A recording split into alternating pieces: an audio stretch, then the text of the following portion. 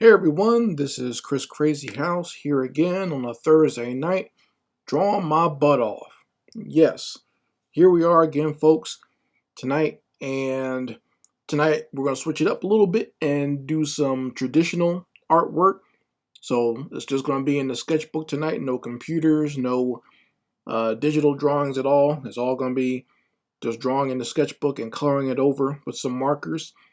And I wanted to do something that I've wanted to do for a while. Actually, is I wanted to do kind of like my own little artistic tribute to some karate brothers that I knew in my young formative years. So way back when I was a tween, so this was like right before middle school, like 5th grade going to 6th grade, I actually went to take karate lessons from these black men at a community center. And they were, I guess for lack of a better word, you can call them black militants. They were all either members of the Nation of Islam or they were Moors who had all changed their name and had accepted Islam. So it was a very interesting time in my life. Now during the time, I never thought anything was like weird about it, because these guys were all, just members of the community. So it wasn't weird to me. And plus, a lot of my family members knew these men personally, whether they worked with them or they, just grew up with them in the neighborhood or whatever. So for me, it wasn't anything weird. But when I think back on it, I just think about how unique the experience was. Just the fact that that was my first martial arts combat training experience was with these men. And looking back on just how unique it is, I can say how much I appreciated it back then. So that's what I'm going to be drawing tonight, doing my own tribute to these brothers. And also a little bit differently, I will be playing music as I draw, but I'll also be just sharing some personal anecdotes about each one of these men as I'm drawing them, just to kind of give you an overview of the types of the guys that I learned karate from back in my younger years. So that's what we're going to be doing tonight, folks. Hope you stick around. Make sure you go ahead and like this video. Make sure you go ahead and subscribe to this channel. And I'm going to play the intro, and then we're going to jump right into drawing some Karate Brothers. Let's go.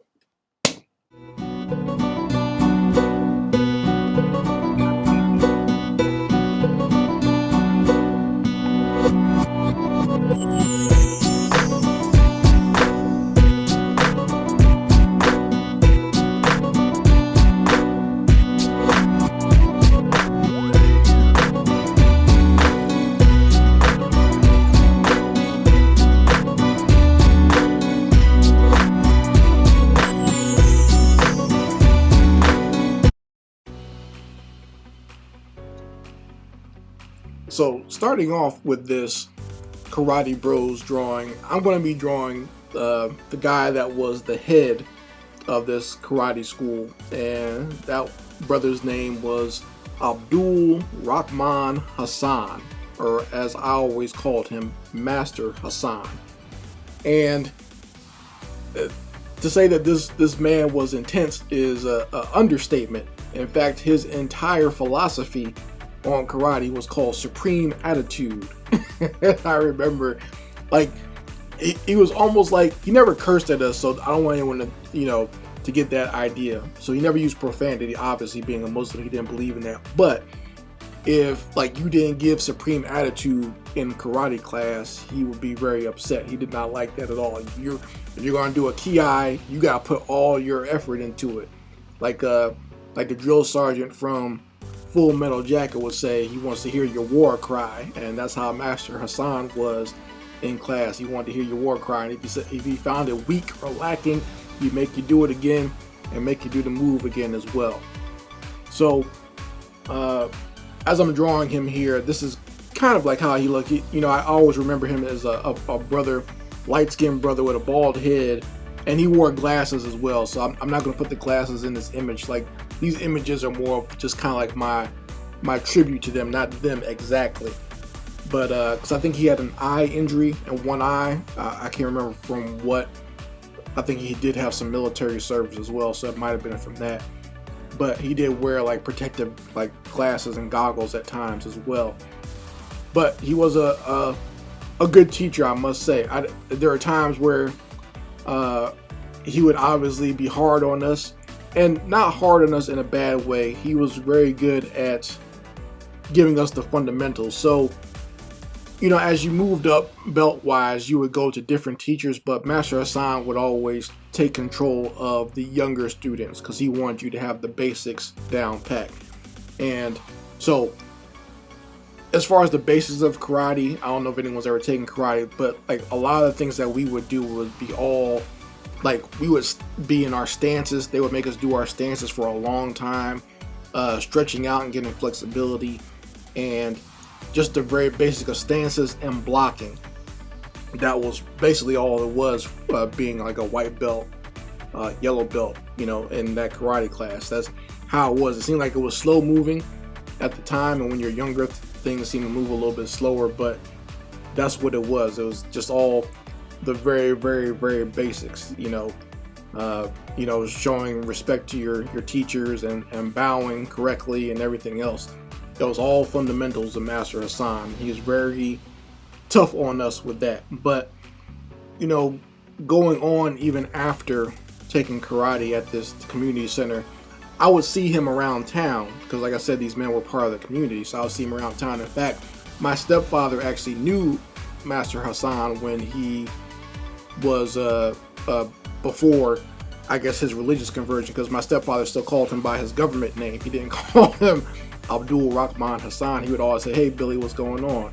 And like I said, they knew each other like growing up, like they were like teenagers and kids together. I think they went to the same high school, if I'm not mistaken. But yeah, like they would, you know, always want to chat or talk or whatever. And I would see Master Hassan around town. Like he'd just be the old man hanging out at the basketball courts. I remember playing him one-on-one one day, and this was a tough old man, by the way. You would not want this man playing defense against you on the basketball court, because you couldn't move him. He was like, he had that type of strength, like that old man strength, like almost like an oak tree or something like that, like a lot of those old karate masters. You can't move him. There's no pushing him or trying to move him out of the way. If he doesn't want to move, you can't move him. So he was like one of those types of guys.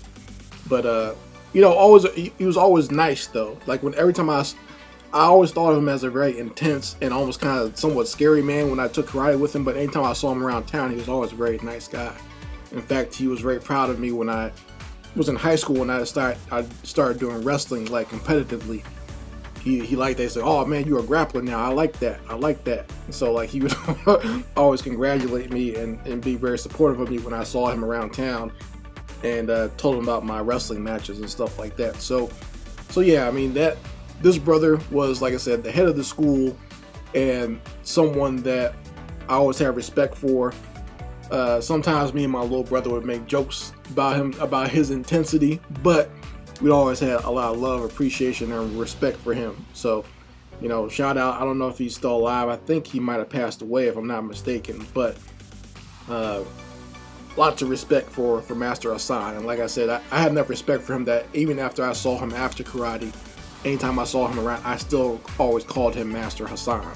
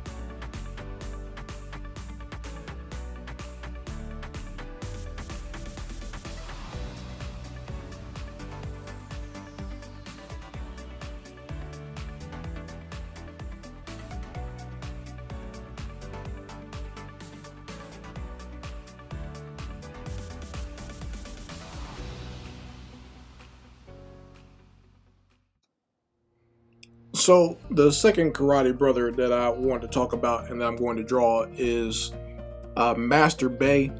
And he, unlike Master Hassan, Master Bay was a lot younger, and I don't know if he was a new black belt or if he'd just been doing karate all his life or whatever, but he was very young at the time. He was in like his 20s at the time when he was, helping us out as an instructor in the class. And Master Bay, like if I could cast a movie of these guys, I could cast a young, if anyone knows the black actor Courtney B. Vance, that's kind of like what Master Bay looked like. Like if you could imagine that face on like a karate guy like Michael Jai White's body, that's what Master Bay looked like. And he was, like I said, a young man. His karate was a lot more flashy. It definitely was not, I guess he has some great grounding as far as fundamentals go, but Master Bay was the guy you called to show you, flashy kicks, kickboxing, and he could do jump kicks, spin kicks, and all this other like cool stuff. Like for a lot of the young males in the karate class, we were all like, we looked up to him like he was like an action hero star, like the stuff that he could do, like jumping over chairs and doing a kick and kicking a board in half, stuff like that. Like that's any type of crazy stunt man type work you would think comes from a karate person. That's what Master Bay could do. So I remember very much working with Master Bay, and the thing I didn't like about dealing with him is I always had to spar with him because I was a bigger kid, even at a young age, at 11 and 12 years old, I was always bigger. They would always pair me up with people who were taller, even though I was very young. And sometimes they would have me spar with Master Bay. I don't know why. I guess they were just trying to, up my confidence. And I remember one day sparring with him and just being like, just feeling defeated in my mind that I'm sparring with this guy who's extremely good. It's hard to even get anywhere close to him, try to get a hit on him, much less, defend myself from some of his hits. Now, they didn't go full speed with me, obviously. They had enough sense not to do that. But, it was always tough in that way. Also, at Master Bay, he actually worked with my sister when she worked at a hospital. And I think he actually had a thing for my sister, my older sister. I remember actually going with them one day to, they were like cashing their checks or whatever. And that song by Naughty by Nature, it was like their first song, OPP, had just come out. And I remember he was trying to explain to me what OPP meant. I guess he thought I was old enough to know what OPP meant. And my sister's like, don't be talking about little brother that stuff. So it was funny, like just seeing them interact. And like it was always interesting seeing like my family interact with these guys outside of karate class, because like I said, they were members of the community. But like when we were in the karate class, it was all business, all master student respect. When I see them outside, sometimes they could be very silly, or just kind of let their guard down. Like I said, talking with Master Bay, just talking about rap music and everything else. He was just a real cool dude. And like I said, I think he had a thing for my sister. My sister had a lot of very interesting suitors back then. There's this one guy who was also who really was a stunt man, who had been in films like New Jack City and all these other films or whatever, riding like dirt bikes and doing extreme stunts or whatever. Shit, I remember that guy showing up one day trying to holler at her. It was just, like I said, my sister, obviously she's my older sister. I think she's pretty, but I never was attracted to her. So I can't tell you what these guys saw in her. But like I said, she always has some very interesting characters coming to look for her, by the way. But yeah, that's my story of Master Bay. Master Bay was the flashy guy in karate class, and if you needed to learn how to do any type of crazy kicks, or would use, like I said, with me anyway, doing sparring, he was the guy I was always put with to do that and learn that stuff. So that's what Master Bay was.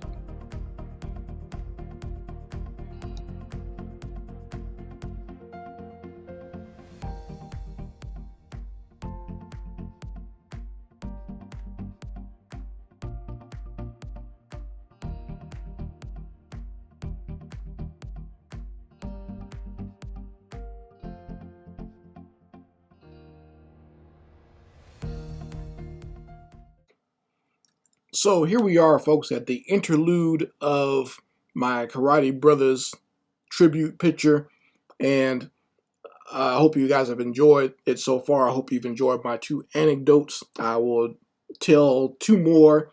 These other two are a little bit shorter as far as my knowledge of these two, because I didn't spend too much time with them, but I will give you guys as much information as I can going forward as I'm doing the drawing of these two last characters. But before we get to that, let me go ahead and give my plug for my online store.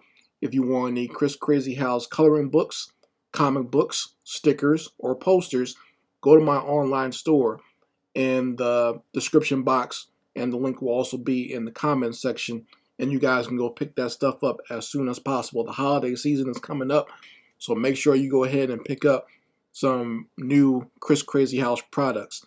And if you want to just get my coloring books, you can get those from me personally, or you can go to Amazon.com and buy my coloring books. Like I've noticed already, as the holiday season is picking up, sales are going up for my coloring books. So make sure you go on Amazon.com to buy those there. I would very much appreciate it. Or like I said, you can always come to me and buy them directly from me. Another way to support the channel is to go ahead and become a Patreon of Chris Crazyhouse. And we have 4 tiers on there now, and lots of great original coloring pages. I need to add some of those this week. I also have lots of great clip art and a lot of great assets for 2D animation as well as games.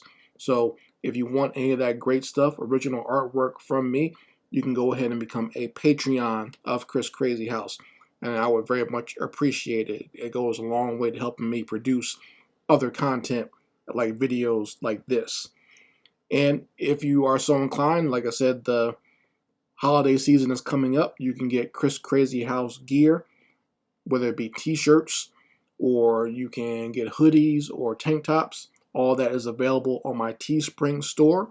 I have the Pumpkin Witch t-shirt line that is on there now. This is a great one for the holiday and Halloween season that you guys can go pick up and buy right now. And they have them in all sizes and in different colors. Feel free to go on the Teespring store and just take a look and see which type of shirt that you might want with my original artwork on there. The links for that will also be provided in the description box as well as the comments section. So we're going to play a quick ad, and then we'll jump right back into drawing some more Karate Brothas. Let's go.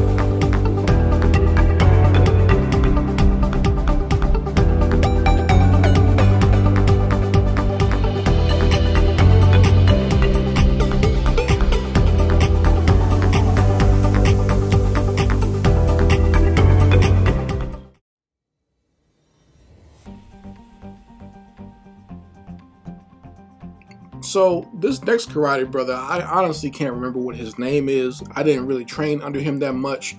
I do know his children more so. Like he's one of those Muslim brothers that had a lot of children. So like he had a couple of young boys who were in my section in my beginners class, and he also had a daughter who at the time was a teenager, and she was above me, and sometimes I would just work with her just because of my height, and you know, just work out with her as far as like doing like stretches and stuff like that. But and I think I sparred with her a few times as well. But this guy, I can't remember what his name was. I didn't work with him that much. The only time I really ever saw him is like he would always referee anytime we had any sparring matches, and I think this brother was the silent real killer in the karate class as far as the instructors go. Like from the stories I heard about him, he had worked sometimes in the school system he had worked around gangs and stuff like that. I've even heard stories about him fighting off multiple gang members by himself.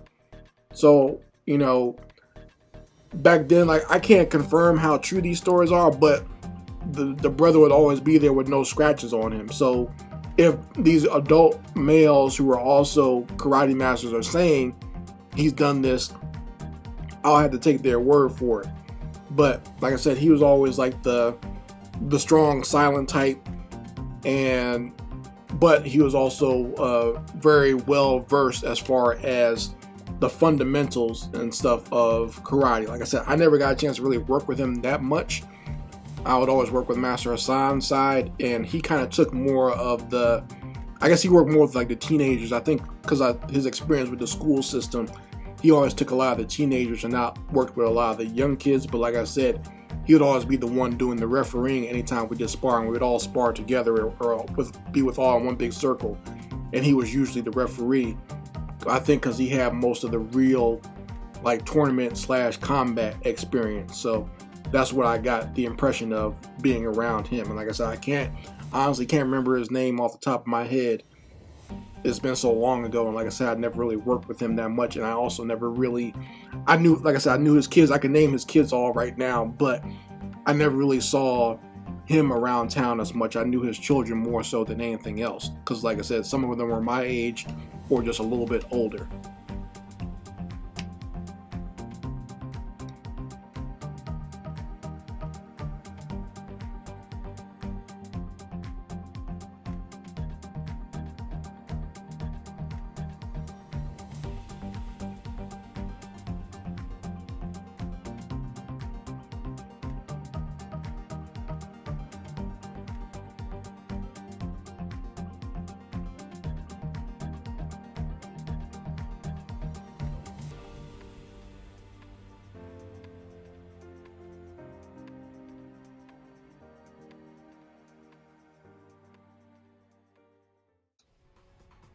This last drawing is just of a brother, and I'm just going to draw just his head kind of off in the corner here and have him kind of standing behind Master Hassan. So this brother, I never really got a chance to work with him, nor did I ever really get a chance to really interact with him at all. He was always just kind of like in the background, but he always came off as very intense and intimidating, in my opinion. Like he almost kind of looked like if Dr. Umar Johnson was a karate instructor. That's what this guy looked like, pretty much. He was that tall, but with a meaner look on his face and a lot more intimidating. And it almost seemed like the only person you had ever really communicated with was Master Hassan. Like they would always be like talking about something or doing something. And I remember this brother, like he was the only one too that when he wore a gi, it was always like different colors. Like his gi was always like blue with like a gold trim, and he always wore his fez or his kufi hats or whatever. He never showed the top of his head or whatever, and he had this big black beard as well. So he might have just been someone who's a very fundamentalist Muslim, but like I said, his gi was always a different color from everyone else's, I remember. And like I said, I never had any interaction with him. He was never my instructor at all. I do remember one incident in the locker room. I don't know what this young person did. This person had to be like in like 1920 or something like that. I don't know what this person said. I don't know what this person did. I don't know what happened. But this brother that I'm drawing right now knocked this person unconscious with a slap. Not with a punch, not with a kick, not with an elbow. He slapped this person unconscious.